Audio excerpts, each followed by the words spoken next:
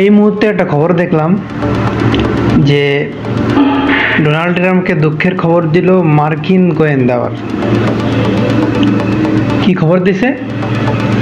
যে ইরানের regime change করা সম্ভব না, মানে হাল ছেড়ে দিয়েছে তারা। ইরানের রিজিম কোনোভাবেই চেঞ্জ করতে পারবে না, সেটা তো আমরা আগের থেকেই জানি। কিন্তু কেন ইরানের রিজিম চেঞ্জ করতে পারবে না আমেরিকা, সেই বিষয়ে কি আপনারা জানেন? বলতে পারবো না। ইরানে আসলে পূর্ব থেকে শিক্ষা লাভ করে আসতেছে। তারা দেখতেছে যে এই যে ভেনিজুয়েলার যে ক্ষমতায় ছিল সরকার, ওরা ধরে নিয়ে এসে ওরা রিজিম চেঞ্জ করে দিল, তারপরে আমেরিকার সাথে চলে গেল। তারপরে যে তারপরে আগে ছিল যে সিরিয়া, ইরাক, সবাইকে একইভাবে নিয়ে আসছে। রিজিম চেঞ্জ করে দেওয়ার পরে তারা সাথে সাথে আমেরিকার সাথে চলে গেল।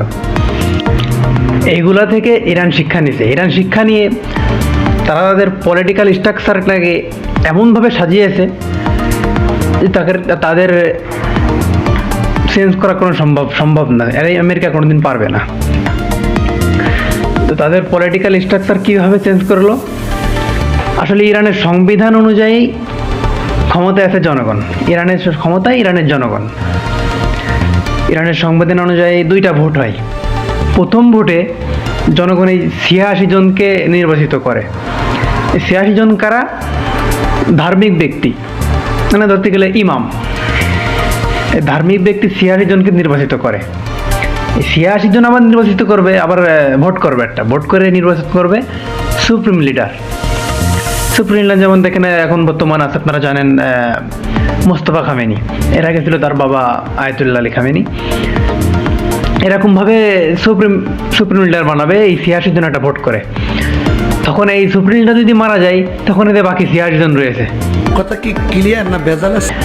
আর এই 86 জন থেকে এই 86 জনের পরে আবার আলাদা আরেকজন থাকবে, একটা গ্রুপ। এটা হলো গার্ডিয়ান কাউন্সিল। গার্ডিয়ান কাউন্সিলে থাকবে 12 জন। এই যে এখানে যে 12 জন আছে, এই 12 জনের মধ্যে থেকে আবার নির্বাচিত হবে প্রধানমন্ত্রী। প্রধানমন্ত্রী কীভাবে নির্বাচিত হবে? তফসিল জমা দেবে সে আগে। তফসিল জমা দেওয়ার পর এরা তদন্ত করে দেখবে যে তুই ঘুষ খাস নাকি মদ খেলিস না জুয়া খেলিস, এরকম একটা তদন্ত করার পরে মানে ভোটের আগেও জীবন শেষ করে দেবে। এইটা কি কোনো কথা? সব কিছু পুঙ্খানুপুঙ্খানুভাবে তাকে চেক করা হবে আর কি। ভোটের আগে তার জীবন শেষ। তারপরে জনগণ আবার ভোট দিবে। ভোট দেওয়ার পরে একটা প্রধানমন্ত্রী হবে। এই প্রধানমন্ত্রীর কাজ কি? দেশের ভিতরে না, দেশের ভিতরে ওর কোনো কাজ নেই। ওর কাজ হলো ওই যে কূটনৈতিক যে এটা আছে, কূটনৈতিক সম্পর্ক যেটা আছে দেশের বাইরে, এই কূটনৈতিক সম্পর্ক হচ্ছে পরিচালনা করবে। এই প্রেসিডেন্টের কিন্তু বেশি ক্ষমতা নাই। ওই যে সুপ্রিম লিডার যে আছে, ওই যে 86 জনের মধ্যে সুপ্রিম লিডার আছে, ওই সুপ্রিম লিডার দেখবে যে প্রধানমন্ত্রী কোনো অনৈতিক কাজ করতেছে কিনা, কাউকে তেল দিচ্ছে নাকি কারোর সাথে কিটিপিটি করতেছে কিনা, এটা খেয়াল রাখবে সুপ্রিম লিডার যদি দেখে বেশি সুদূর করতেছে, তখন ওই সুপ্রিম লিডার বলবে যে বসাই দে, শেষ। সেটা প্রধানমন্ত্রীর কাজ ওখানে শেষ। আরো কত সাধারণ আছে তা আমরা জানা নাই। আরো সাধারণ আছে এরকম যে আমি মরলে তুই হবি, তোর পরে আমি আসবো, আমি মরলে তোর পরে হয়, এরকম ভাবে ইরানের সাজানো রয়েছে। আর এদিকে বাংলাদেশের কি হলো জানি না। বাংলাদেশে এইবারই প্রথম মানে জনগণ দুইবার ভোট দিছে। এই একটা হলো ওই যে হ্যাঁ না ভোট দিছে, আর একটা হলো প্রধানমন্ত্রীর ভোট দিছে। তারপরেও 2টা ভোট দিয়ে একটার মনে করেন যে চালান ফিরে পাচ্ছে না।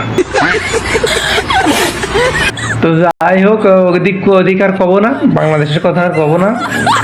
বাংলাদেশের নির্বাচন হয় যাই হোক, ওগুলো নিয়ে কথা আর কব না।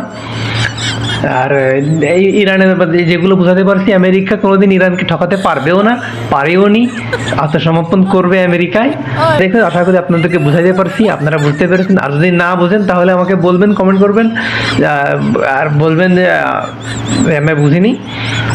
তো দরকার হয় আপনার বাড়ি থেকে 2 কেজি মিষ্টি নিয়ে বুঝা দিয়ে আসবো। আর যারা বুঝতে পারছেন তারা হয়তো লাইক কমেন্ট শেয়ার করে আমার পাশে থাকবেন। পরবর্তীতে আরো এরকম ভিডিও পাইতে চাইলে ধন্যবাদ। আসসালামু আলাইকুম। ওয়ালাইকুম আসসালাম।